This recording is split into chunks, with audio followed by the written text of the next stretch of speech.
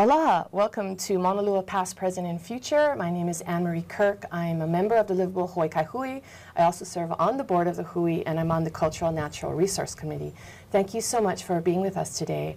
I'm sitting here today with two very special guests. I have Miss Kaleo Paik, who's part of the Livable Hawaii Kai Hui and serves as our cultural practitioners and serves on our Cultural Natural Resource Committee. And I also have Brutus LaBenz from the Office of Hawaiian Affairs Land Management Department. And we're here today to talk about a really exciting project happening in Maunalua that is a collaboration between the Livable Hawaii Kai Hui and the Office of Hawaiian Affairs. So you want to stick around and listen to this conversation. It's going to be really good. But let's start with, what are we talking about today, Kaleo? Why are we here? And where are you the kahu of? You know, I hate to use the word kahu because it's so official. I want to be official with you. I know. But really, we are here today to talk about a special site. But more importantly, we're here to talk about the partnership that we're forming between the Office of Hawaiian Affairs and other communities, you know, within Hawaii. So it's not just in Maunalua, but in other areas. So I think what we're trying to capture here today is more of a template on how the Office of Hawaiian Affairs can integrate with community, preserve our sacred sites, as well as to promote community involvement in helping to preserve and protect these sites. Well, you made my introduction to Brutus very easy, so Brutus taking off from that. Why are you here today? So my part today is just working for the Office of Hawaiian Affairs as the land management specialist is the official term, but really I just like to think of myself as the helping the stewards guy, I guess. So yeah. So part of our directive was to put kanaka on the land and the lands that we're helping to manage for the trust, and we were fortunate enough to find you folks. And really just to kind of bring life back to that place. Well, let's talk about that place. Kaleo, let's talk about the area that the Livable Hawaii Kai Hui is working with OHA in the Maunalua area. Well, when we first got the contract, one of the things that... For got Pahua Heiau. Ah, I see. That's a very long story. I'll make it a very short story. Okay. But I got involved with the Livable Hawaii Kai Hui when it was the preservation and protection of the last remnant of a cultural site called Hawaii. It was a very ku'e situation because land was in imminent danger of being destroyed, as well as our sites. So we stepped in, we worked as a community, and that community working together, layers upon that, had so much damage on that property that it's like an onion. We're peeling away the layers, and as we peel away the layers, we're finding that Hawaii is alive. And every time we go there, every time we offer our prayers or just our thanksgiving, that layer one by one comes off, and we can feel it coming back to life. That same energy is what we want as a hui and as a community-based group to bring back to Pahua so that we can, it's not so much that it has not been overgrown, it's been well taken care of, but we want the life brought back. We want community to actually be welcomed there. Right. We want knowledge to be gathered from there, and so that's kind of like what I want to bring back to life as part of the hui and as part of our commitment to what we promised OHA we would do. Okay, and then for those of you out there, Pahua Heiau is in the Maunalua area, and it's near Kamilanui Valley, and we believe it to be a heiau from the 14th century. It's been called an agricultural heiau, but as we know with knowledge, the more we gather, the more we learn. We're not fixed in one place. It's very fluid. So Brutus, can you tell us how you and OHA got involved with the hui on this project for Pahua Heiau? So if we was to start at the beginning. At the beginning. At the beginning, the Kamehameha schools actually had been managing and had ownership to that land, and they kind of gifted it to OHA as OHA's first piece of land that it would manage for the trust. And so yeah, we've kind of been involved since 1988, not myself, but but all those in front of me. And since I came on board just over a year ago, you know, our CEO, Kamana Opono, we highly value our legacy type lands, and you know, these kind of cultural sites fall under that kind of legacy category. Things that we want to preserve for especially education, and so that, just for preserving sake even, so that our keiki, my keiki, and my keiki's keiki, when that happens, can enjoy these pieces of our past and these pieces of our culture, and share that with their communities, you know, whenever that is. And so part of his directive to the land department was to put stewards on the land. And so myself and my partner at the time, Ikaika Nakahashi, right?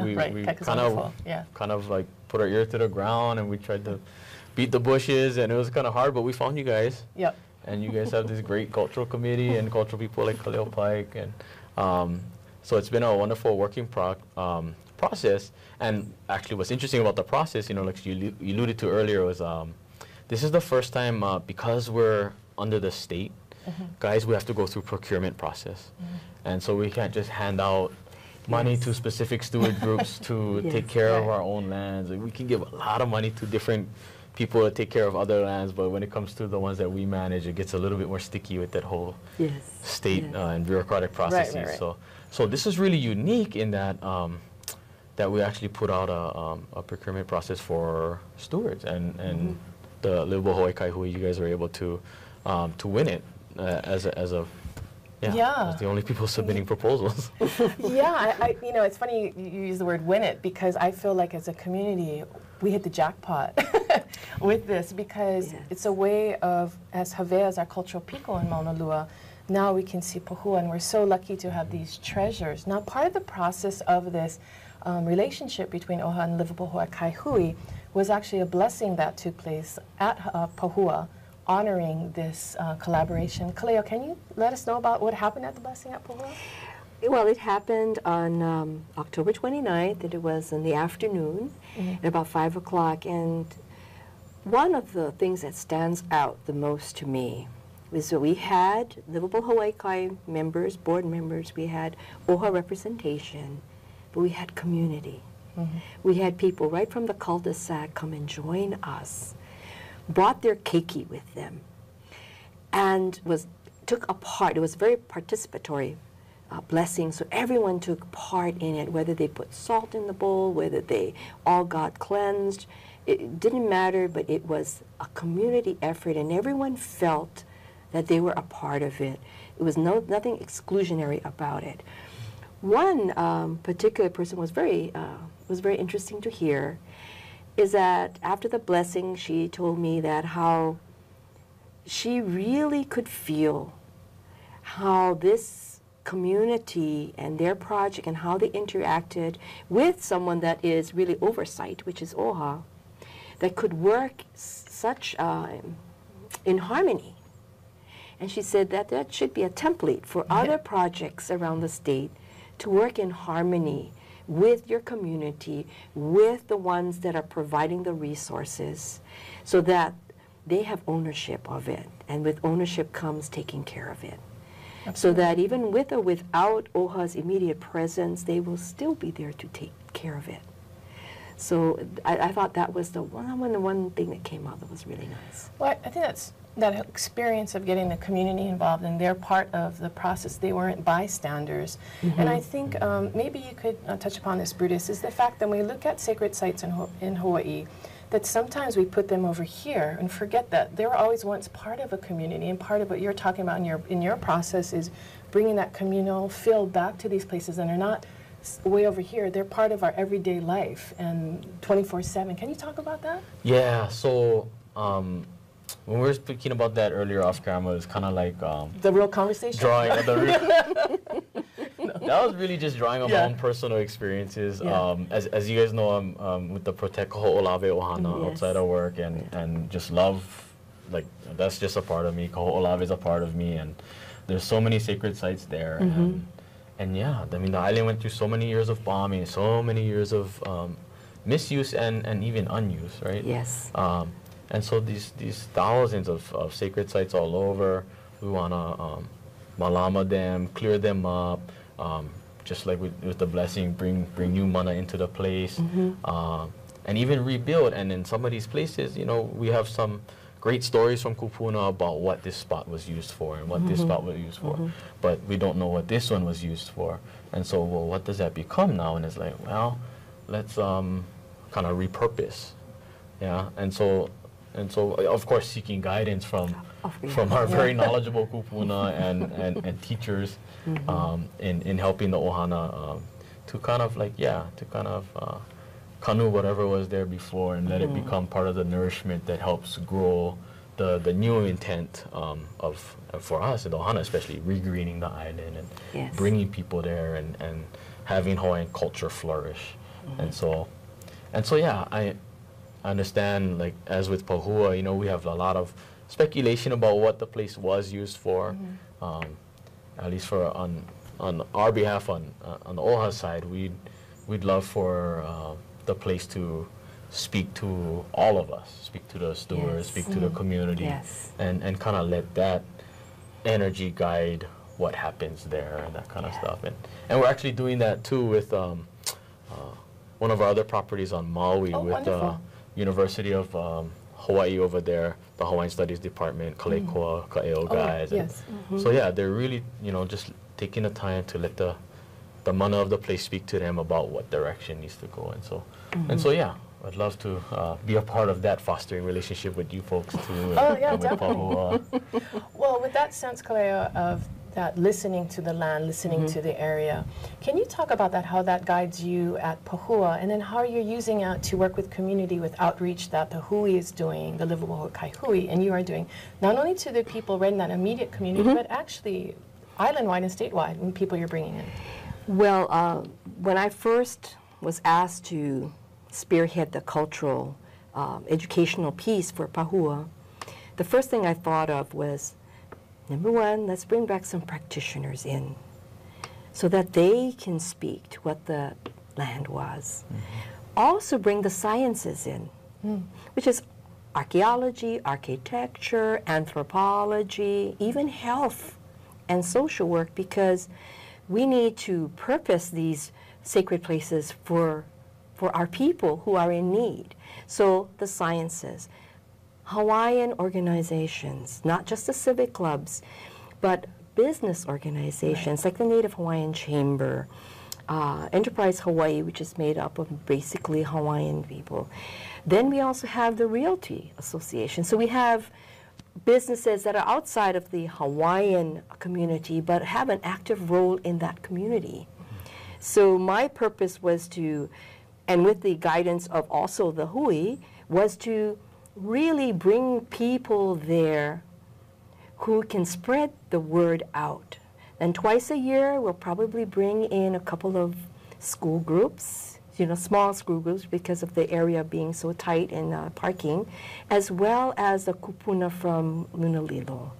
Their board already, 2 members of their board has already come out. So they're very excited about, and they would have come to the blessing, but they thought it might be a little hard for the kupuna to, you know, get up on the hill. But so these are the types of outreaches we're trying to get to the community for the first year, is to just bring specific types of people in to nourish, raise the mana, and then we can start doing our speeches outside of this area to a larger group. So, you know, what I'm getting from you is the idea of value.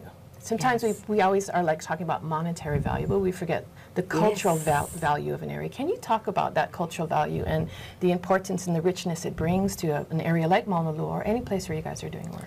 It's, you know, we were just having this conversation at work with a few of us, and that's something that Ulalia Woodside over at Kamehameha Schools kind of often speaks about, is finding that cultural value and how to define it in this Western sense where most things kind of boil down to the dollar. And, you know, it's hard to really quantify and qualify that cultural value, but just the you know, the richness of an educational opportunity, or just for the sake of preserving, you know. I know for guys like me that, talking about Kaho'olawe again, it's just preserving a site. Yes. You can't value it. I mean, there's no way to put a price value Yes. on that. But yeah, I'd rather fill my soul than fill my pockets sometimes when I live in Hawaii, because it's so rich here. And sometimes I don't think we take it for granted. I just think we're so surrounded by it that sometimes we don't know how to engage with that richness. Kaleo, you were working with the neighbors in the cul-de-sac around Pahua. Can you talk about your experience of working with them and then their very quick growth into understanding more about the heiau, or the area? Yeah, I went door to door to those that were home on one weekend, and they have been very involved. They moved in theirs just right after it was built. So many of them have been there for a very, very long time. And they knew about the heiau, they knew about all the things that went on, but it was always from a distance. So I invited them. I said, please be a part of us, and everything we do, you will always be invited, you will always know. And I think Kevin Chang also did exactly the same thing. From the Office of Hawaiian Affairs. From Office of Hawaiian Affairs, and they really felt welcomed. And I thought that is what Pahua should be, a welcome. Not just to the neighbors in the cul-de-sac, but to the entire community.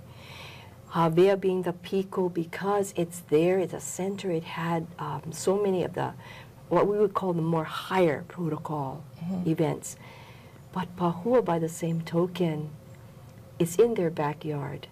And they are now being, after the blessing, we had about 3 of our neighbors that said, this is the first time we've come, and actually experienced a ceremony here, and we would love to come back to everyone that you have. And so we're going to be observing the solstice as well as the equinox, things very benign, but yet that they're welcome to just come and join us. Yeah. So, yeah. That's wonderful. And in that process of working with the neighbors in the immediate area and the larger community, it also means working with the Office of Hawaiian Affairs, because this isn't just a handoff kind of partnership. No. This is a collaboration. Can you, Brutus, talk about the collaboration that goes on actually a weekly basis with the Hui regarding Pahua?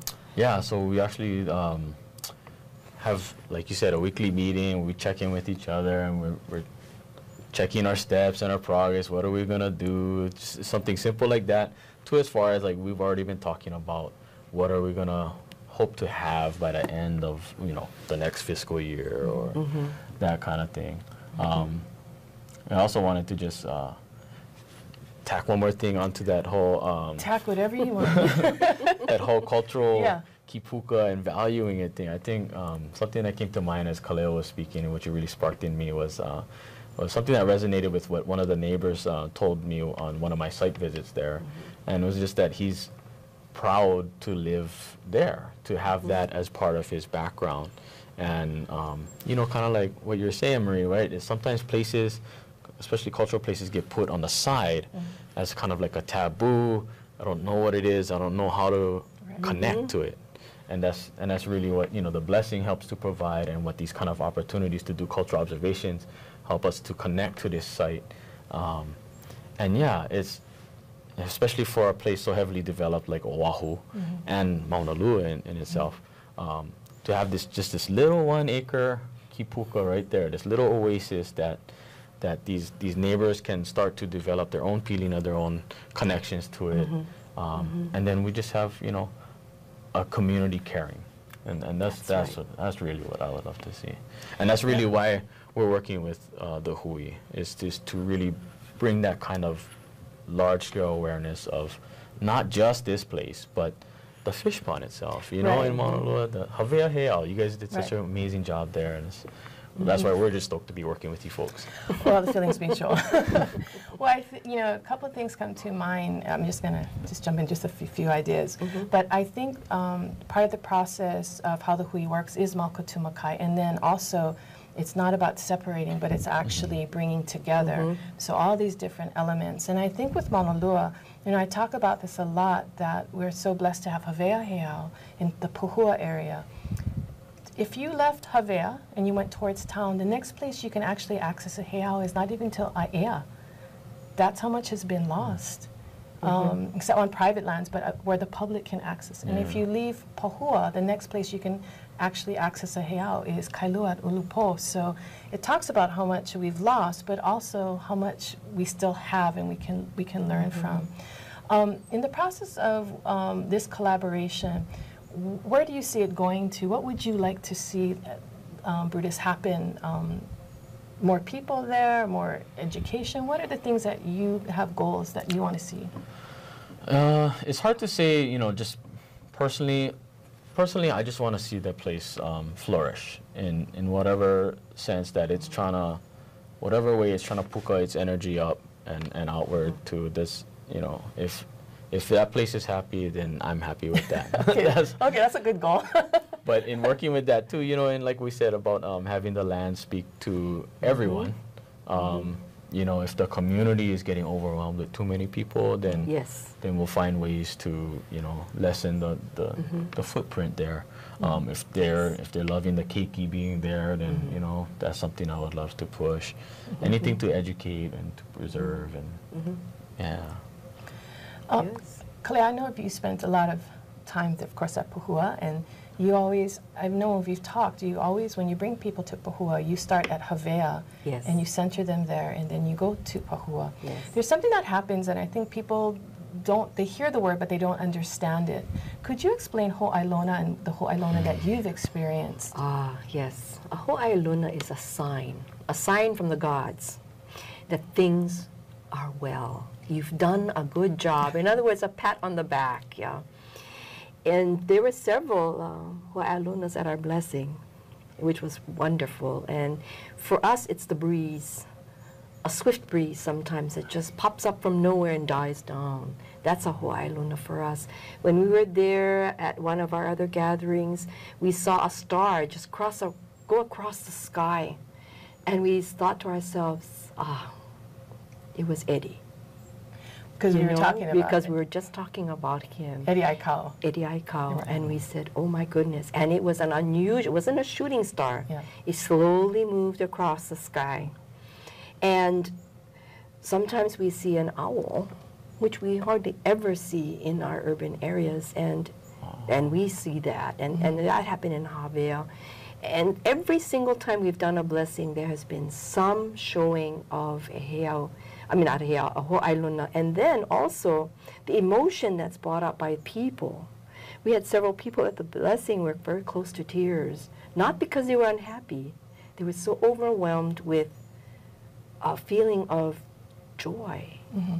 And to me, that is a Ho'ailona in itself. When the place, not you, me, but the place can produce that kind of uninhibited emotion. That's what we look for. And that's what Pahua is saying, I would like to come alive again. But give me what I need. And what they need is more connections and more of us physically being there, whether it be sweat equity, whether it be our prayers, whether it be just saying hello, always helps to bring them up to life. I think that's such a great way to put it. I remember once a friend telling me, think of our sacred sites as kupuna, and I thought that's a great way to think of them. And then because you have that aloha, and that becomes a relationship that's a shared aloha between you and that site, and it is your kupuna. Brutus, I wanted to ask you, when you go to a place like Pahua or different heiau sites anywhere in the States, sometimes people they'll see the site, but they don't realize that's actually, they're just seeing the base of something, that there was a haleali'i, there was a halemana. Can you talk about that, so when people approach a heiau, what they're looking at and what they're not seeing? Yeah, that's, I mean, part of being able to see something that's not there is to have the vision, right? And so if, you know, the fortunate and unfortunate side of technology, right, is just this mass spread to everyone. And while we you know, I love everyone. I'm a people person, so I love everyone. Hard to get down on someone, but when it comes to our sites, then that's sometimes when I get a little bit more protective of everyone coming to the site. If they're coming by themselves and they don't know how to access, they don't know, they come and they just see rocks that I can step on, stand on, We especially get that problem over at Kukani Loko, which, you know, the birthplace of our ali'i, one of the most sacred sites, arguably in the state, and yeah, it's just wide open, and we're trying to figure out ways to work with stewards over there in Wahiawa, and you know, so we can get more education widespread, so that when people come, they can see some of the things that, you know, Kaleo sees when she sees these sacred sites, or some of the things that I see when I go to Koho'olawe and I see these sites, and that way they can treat it like it was their close relative, you know, like one of their kupuna. And in that way, this, yeah, to me, it's just really about that education and spreading it out so that people can really come and truly honor a place. Yeah, I think that sometimes that's one of the hard things we have, is trying to get people to have a vision of what it would have looked like physically, but also that spiritual vision of, you know, why was this put here? Why was this site chosen? And I think that's in the Hui, that's what we call our fluid knowledge, right? Yes. It's not a static, it's fluid, it's always growing. Can you talk about, and we just have a little time left, Kaleo, but if you could talk about that, please. When we speak of fluid knowledge, what we're talking about is we're not set in our ways as to what something is or is not. That leaves the door open for other possibilities and other explanations to come through the door to better explain a place. What we may know today, in 2 years, 3 years, 4 years, may be different, maybe the same. We don't know, but we keep that door open and let it flow, just like the ocean flowing in and out, that we don't get so set on one course that we forget that we don't have that knowledge. It was not passed down to us directly. So therefore, we need to keep that flow going so that we don't create an even larger standard that in time will not be correct. And then the place will suffer for it. So that's why. Yeah, there is that great responsibility of that knowledge and how it comes to you and what you do with it. And I think sometimes we've seen where people go, this is all it is, and it's nothing more. But then we find out a couple of years later, oh, you know, here's this new information. Correct. There's only a little bit of time left. I want to thank both of you, Kaleo Paik from the Livable Hawaii Kai Hui, on our cultural committee, and the kahu of, I know you don't like the word, but the kahu of Pahua, and Brutus, LaBenz from the Office of Hawaiian Affairs. Thank you for all the wonderful work you're doing throughout the state, and most especially with us in Maunalua. We're so appreciative. To all of you out there, to learn more about Pahua Heiau, to learn about Havea Heiau, and of course the Livable Hawaii Kai Hui, please go to hawaiikaihui.org. Thank you so much for joining us, and see you next time on Maunalua, Past, Present, and Future. Aloha.